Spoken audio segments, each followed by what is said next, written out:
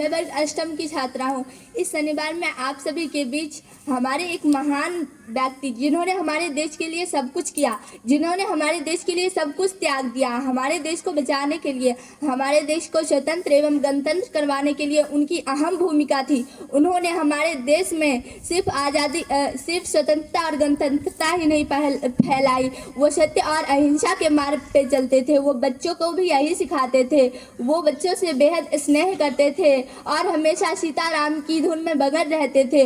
वो हमारे महान बाप, जिन्हें हम बापू के नाम से पुकारते हैं, हमारे राष्ट्रपिता महात्मा गांधी थे। और उन्हीं की कुछ बातों को लेकर मैं आप सभी के बीच आज आई हूँ और उनके कुछ बातों को आप सभी के बीच रखना चाहूँगी और उन बातों को प्रस्तुत करना चाहूँगी जिन्हें वो बुराइयाँ मानते थे और कहते थे कि सभी बच्चे इन बुराइयों से दूर रहे तो वो अपनी एक उज्जवल भविष्य बना सकते हैं और वो बहुत विकास करेंगे, अपने बच्चे आगे बढ़ेंगे, अपने देश का नाम करेंगे। महात्मा गांधी ने इस समाज की बुराई को 7 सामाजिक बुराइयों में बांटा था और इन बुराइयों से बच्चों को दूर रहने की हिदायत दी थी। और यह बात शायद सरकार को भी अच्छी लगी, इसीलिए हमारे जो बुक आए हैं उसमें भी 7 सामाजिक बुराइयों के बारे में दिया गया है और बच्चे सिर्फ इस बुराइयों के बारे में पढ़े ही नहीं बल्कि इसे अपने जीवन में उतारने का प्रयास करें। और ये 7 सामाजिक बुराइयां निम्न है: सिद्धांत के बिना राजनीतिक, काम के बिना धन, विवेक के बिना सुख, चरित्र के बिना ज्ञान, नैतिकता के बिना व्यापार, मानवता के बिना विकास तथा त्याग के बिना पूजा। इन सभी सिद्धांतों पे मैं कुछ थोड़े बात बताऊंगी और अगर हो सके तो आप सभी इसको अपने जीवन में उतारने का ज़रूर प्रयास करिएगा, जिससे हमारे बापू हैं जो वो उनकी आत्मा को शांति मिलेगी और शायद हमारा देश भी आगे विकास करेगा। तो बापू के द्वारा बताया गया सबसे पहला सिद्धांत था सिद्धांत के बिना राजनीति। और यह बात तो सच है कि सिद्धांत, राजनीतिक सिद्धांत के बिना पंगु है। यहाँ पंगु का अर्थ है कि नथिंग, कुछ भी नहीं, यानी राजनीतिक सिद्धांत के बिना कुछ भी नहीं है। और अगर हम लोग मनुष्य हैं, हमारे अंदर ऐसी बहुत सारी गतिविधियाँ होती है, ऐसी बहुत सारी चीज़ें होती है जो अन्य प्राणियों में नहीं होती है। हम लोग प्राणी का एक महत्वपूर्ण अंग है और हमारे अंदर भाषाएं भी होती है जिससे हम एक दूसरे को बता सकते हैं अपनी मन की बातें कह के। और अगर हम लोगों को ईश्वर ने यह दिया है तो हम क्यों ना अपने समाज के बारे में सोचें, हम सब खुद एक नागरिक है, एक दूसरे के नागरिक के बारे में सोचे, स्नेहता के बारे में सोचे। यही सभी बातें और मनुष्य के दिमाग में चलती रहती है कि सरकार क्यों है, क्या सच में कानून हमें स्वतंत्रता के अधीन करता है या फिर क्या सच में सरकार का सर्वश्रेष्ठतम रूप कौन सा है। हम लोग नागरिक हैं, हमारा एक दूसरे के प्रति क्या लगाव है या फिर सरकार का हमारे प्रति क्या लगाव है। ऐसे बहुत सारे प्रश्न हैं जिनका उत्तर हमें राजनीतिक देती है, यानी हमारे राजनीतिक इस पे खोज करते हैं। और महात्मा यहाँ के एक महापुरुष ने बताया था कि समाजशास्त्र यानी यही राजनीतिक सिद्धांत और इन्हीं से संबंधित जो विषय होती है उन्हें जो बच्चे पढ़ते हैं उन्हें ड्राई सब्जेक्ट ना समझे, क्योंकि यह अति महत्वपूर्ण विषय है। विद्यार्थी इसे अच्छे से संश्लेषित करे, इसे अच्छे से पढ़े और अपने जीवन में उतारे। और महात्मा गांधी के द्वारा दी गई दूसरा सिद्धांत यानी दूसरी बात, उन्होंने कहा था काम के बिना धन। काम के बिना धन यानी कि हम लोग कह सकते हैं कि बैठे बैठे जो पैसे कमाना चाहते हैं, रुपया धन कमाना चाहते हैं, वह ऐसा ना करे, वह अपना कार्य करे और वह कार्य करके पैसा कमाए, वह परिश्रम करके पैसा कमाए। किंतु बैठे बैठे पैसा कमाना यह तो एक प्रकार का ब्लैक मनी हो गया।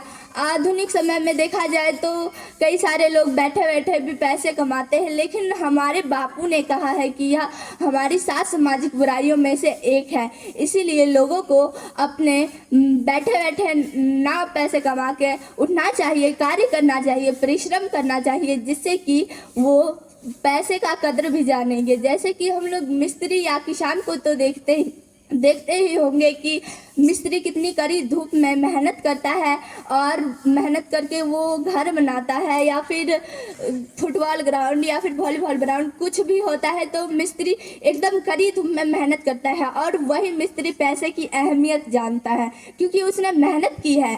और किसान जो है वो हमारे खेत फसलों को देखने के लिए, हमारे पूरे देश को चलाने के लिए वह दिन भर खटते रहते हैं। कड़ी धूप में खड़े होकर वह अपने फसलों को उगाते हैं और पूरे देश में नहीं बल्कि पूरे विदेश में उसको विख्यात करते हैं। और ये सभी पैसों की अहमियत जानते हैं, अन्य का अहमियत जानते हैं। अगर हमें बैठे बैठे ही पैसा मिल जाए तो ना ही हम अन्य का अहमियत जान पाएंगे, ना ही पैसे का अहमियत। और इसमें एक सबसे बड़ी बात है कि अगर हमें कोई भी चीज़ बैठे बैठे मिलती है तो लोगों के अंदर आलसपन आ जाता है, और इस आलसपन को लोगों को दूर करना चाहिए और पैसे आने की अहमियत समझना चाहिए। बैठे बैठे अगर हमें कुछ भी मिलेगा तो हमारे अंदर और आलस घुस जाएगा और हम कोई भी कार्य करना नहीं चाहेंगे। तो हमारे बापू चाहते थे कि हम लोग इस आलस से और अहमियत जानने की घड़ी में हम लोग ज़रूर साथ देंगे हमारे बापू का, और इस बुराई से दूर रहेंगे। महात्मा गांधी के द्वारा बताई गई तीसरी बुराई, विवेक के बिना सुख। विवेक एक तरह का हम लोग मान सकते हैं, विवेक एक वैसा ज्ञान है जिसमें हम लोग दुख और सुख का पता लगाते हैं। यानी कि विवेक वैसा चीज़ है जिसमें हम बुराई और अच्छाई, हमारे अंदर क्या बुराई है क्या अच्छाई है वह तो हम खुद जानते हैं। वह हमारा कर्म ही बताएगा कि हमें दुख की प्राप्ति होगी या फिर सुख की। हमारे अंदर क्या बुराई है क्या अच्छाई है ये सभी ईश्वर जानता है, और वह इसका फल जरूर देगा। विवेक के बिना सुख, अगर हम लोग विवेक करते हैं तो उसके बिना विवेक के बिना सुख नहीं मिलना चाहिए। यह भी हमारे बापू के द्वारा दी गया सिद्धांत है जो सामाजिक बुराइयों में से एक है। उनका चौथा सिद्धांत था चरित्र के बिना ज्ञान। यह तो बिल्कुल सही बात है कि अगर हमारे पास चरित्र के बिना ज्ञान हो तो वह उस ज्ञान का कोई मोल ही ना होता है, क्योंकि चरित्र ऐसा चीज़ है जो सभी लोगों के पास होना चाहिए। कोई चरित्रहीन होता है तो कोई चरित्रता होता है कि उसके पास अच्छा चरित्र है, किसी के पास बुरा चरित्र होता है। जिसके पास अच्छा चरित्र होता है सिर्फ उसको ज्ञान मिलना, ना कि आप अपने चरित्र को अच्छा बनाइए, ना कि ज्ञान से दूर भागिए। आप अपने चरित्र को अगर अच्छा बनाते हैं तो ज्ञान स्वयं आपके पास चल के आएगा। महात्मा गांधी बताते हैं इस सिद्धांत में कि आप अपने चरित्र को अच्छे बनाए रखिए, जिससे आपके जीवन में यह बहुत ही मदद करेगा। और महात्मा गांधी के द्वारा बताए गए पांचवें सिद्धांत यानी नैतिकता के बिना व्यापार।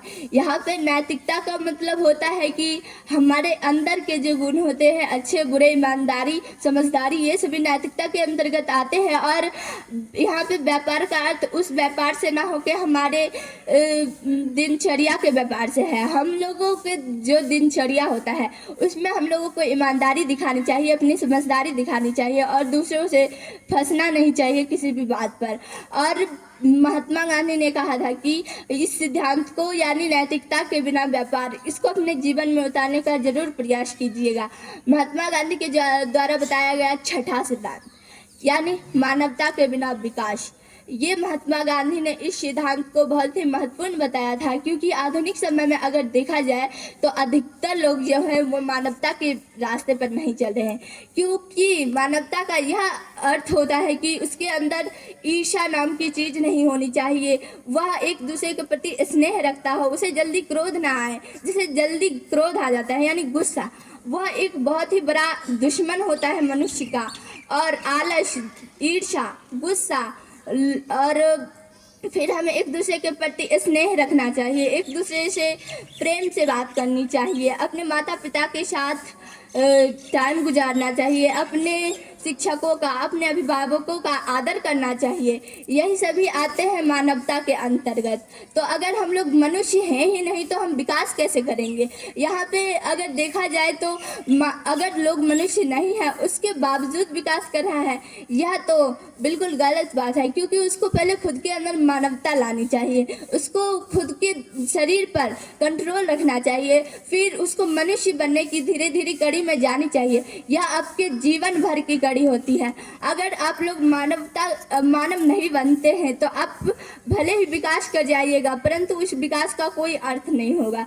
जैसे कि मैं आप सभी को एक उदाहरण परीक्षा के तौर पे देना चाहूँगी कि अगर कोई भी परीक्षा हो रही है, उसमें एग्ज़ाम में बच्चे चीटिंग मार के पास हो गए, या फिर चीटिंग मार के पास हो गए और तेज बच्चा रह गया। ऐसे ही चीटिंग मार के पास होने से क्या होगा, सिर्फ वो उस परीक्षा में ही चला जाएगा, लेकिन जीवन की परीक्षा में आप क्या कीजिएगा, वहाँ पे तो कोई चीटिंग मारने नहीं देगा। तो इसीलिए आप मानव बनिए, आप जीवन की परीक्षा में आगे बढ़िए, ना कि इस परीक्षा में आगे बढ़िए। अगर आप जीवन की परीक्षा में आगे बढ़ते हैं तो ये परीक्षा आपके लिए कुछ भी नहीं है। और महात्मा गांधी के द्वारा बताए गए सबसे अंतिम सिद्धांत, त्याग के बिना पूजा। अगर हम लोग त्याग के बिना पूजा करते हैं तो यह एक सामाजिक पाप है, यह एक सामाजिक बुराई है। हम लोग त्याग के बिना पूजा नहीं करते, हम लोगों को कुछ त्याग देना चाहिए। जैसे कि मैं जब 7th में थी तो मैंने एक कहानी पढ़ा था, कठोपनिषद से, वो आया था नचिकेता एक बहुत ही एक पितृभक्त बालक था और वह अपने पिता के प्रति बहुत स्नेह रखता था। उसके पिता बाजीश्रवा थे जो कि सर में एक यज्ञ कर रहे थे और नचिकेता एक साधु प्रवृत्ति का बालक था। तो उसके पिताजी ने कहा था इस यज्ञ में मैं अपना सब कुछ दान दे दूंगा, महत्वपूर्ण चीज़ें। तो जब दान देने की बारी आई तो उनके पिता ने जो कमज़ोर और दूध ना देने वाली गाय थी उनको दान कर दिया। लेकिन नचिकेता को इस बात पे बहुत ही क्रोध आया और उसने अपने पिताजी से कहा आप ऐसा क्यों कर रहे हैं। उन्होंने एक बार कहा, 2 बार कहा और तीसरी बार में उसके पिताजी ने कहा कि जाओ मैं तुम्हें यमराज को सौंप देता हूँ। नचिकेता जो है वह अपने पिता का बात मानते हुए यमराज के पास चले गए थे और वहाँ पे यमपुरी पे उन्हें रुकना पड़ा था। तो ऐसी बहुत सारी कहानियाँ हैं कि कोई भी होता है तो उसे त्याग करना पड़ता है। आप लोगों का यह अर्थ नहीं है कि अगर हम लोग पूजा करें तो जब तक हम पूजा ना करें तब तक भूखे रहे, या फिर आप अपनी श्रद्धा से, अपनी आस्था से, जितना ही आपके अंदर क्षमता है आप जितना कर सकते हैं उतना भगवान के प्रति आस्था लगाइए, श्रद्धा लगाइए और शांति मन से ईश्वर की पूजा कीजिए। ना कि ये त्याग करके ना कि ये टाइम बाय टाइम ना खा के या फिर कुछ और त्याग करके। आपको त्यागना है तो सिर्फ अपना शरीर, सिर्फ अपना देह, आप अपना मन सिर्फ ईश्वर के प्रति लगाइए। यही महात्मा गांधी का कहना है। ये 7 सिद्धांत है जो महात्मा गांधी ने कहे थे। अभी मैंने आप सभी के बीच इस सिद्धांतों के बारे में बताया। इस सिद्धांत का मतलब ये नहीं है कि आप सिर्फ इसे सुनकर या अनदेखा करें, इसको अपने जीवन में उतारने का प्रयास करें। अगर आप लोग इसको अपने जीवन में उतारने का प्रयास करेंगे तो आप लोग बहुत ही ज़्यादा विकास करेंगे और आपका जीवन उज्जवल होगा, आपका भविष्य अच्छा होगा। और बस मैं इतनी सी बातों को बोलते हुए अपनी वाणी को विराम देना चाहूँगी। जय हिंद, जय भारत।